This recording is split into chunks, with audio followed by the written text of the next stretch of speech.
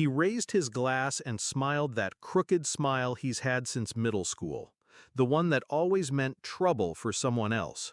"To my baby brother," he said loudly, eyes gleaming, "the family disgrace who finally finished one of his 3 degrees." Laughter. Real, loud, from both sides of the table. Dad chuckled behind his napkin. Mom looked away like she didn't hear. 40 people, a long oak table, turkey, wine, candles, and silence, except for the echo of that word, disgrace. I didn't blink, didn't flinch, just reached for my glass. Across from me, his fiancée, Anna, touched his arm, gently. Her jaw was tight. She knew. They all would, soon. People think betrayal is one big blow. They're wrong. It's soft, slow, a whisper that turns into rot. I used to worship Mark, my older brother, the golden child, varsity letters, Ivy League, perfect teeth and perfect timing. I was the quiet one, law books instead of lacrosse, anxiety instead of charm. He told me I thought too much, that no one liked to know it all.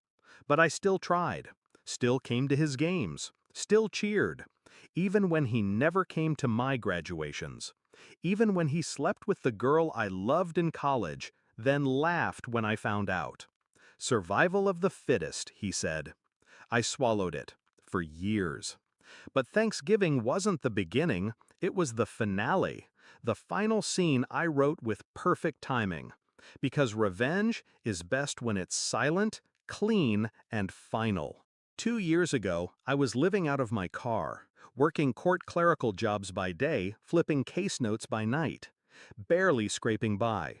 Meanwhile, Mark was on magazine covers, the youngest managing partner in his firm's history. I still remember the headline. I still remember how Mom framed it. I studied harder, clerked longer, didn't sleep, didn't complain, didn't ask for help.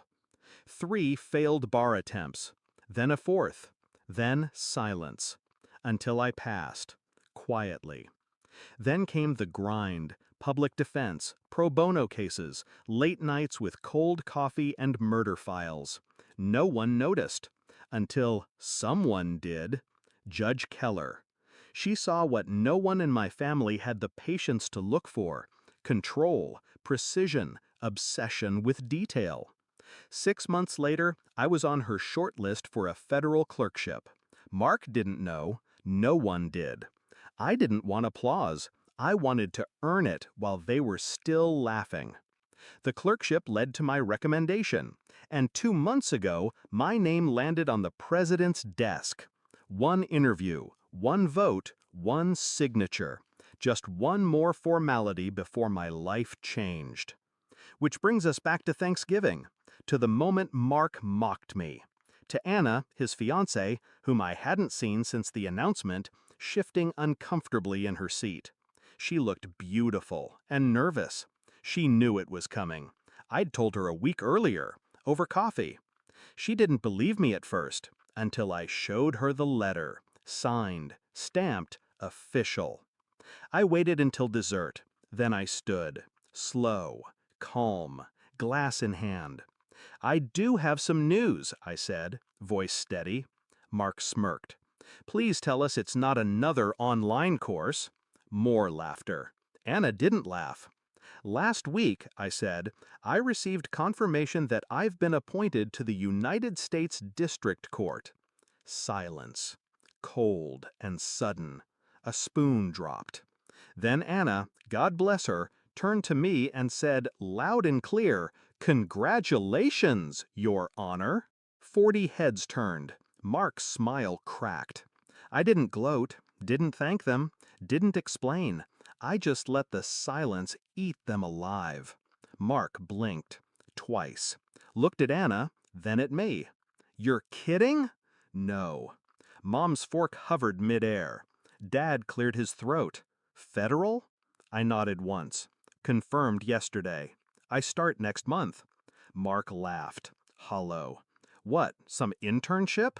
Anna cut in. "No, an appointment." He looked like someone had just slapped him. You? He whispered. Yes, I said, slowly, savoring the word. Me. I left before they finished dessert. Walked out with my coat over my shoulder, calm and clean. No yelling, no chaos. Just the truth. The one they never saw coming. Mark texted me the next morning. You could have told us. I didn't reply, because telling them wouldn't have mattered. They never heard me anyway. The news hit the local papers 2 days later. Photo, title, swearing-in ceremony. I didn't invite them, but Anna came. She stood in the back, hands folded, eyes proud. I heard she left him the week after. Sometimes revenge doesn't need fire. Sometimes it just needs silence, patience, and a room full of people who once laughed at you.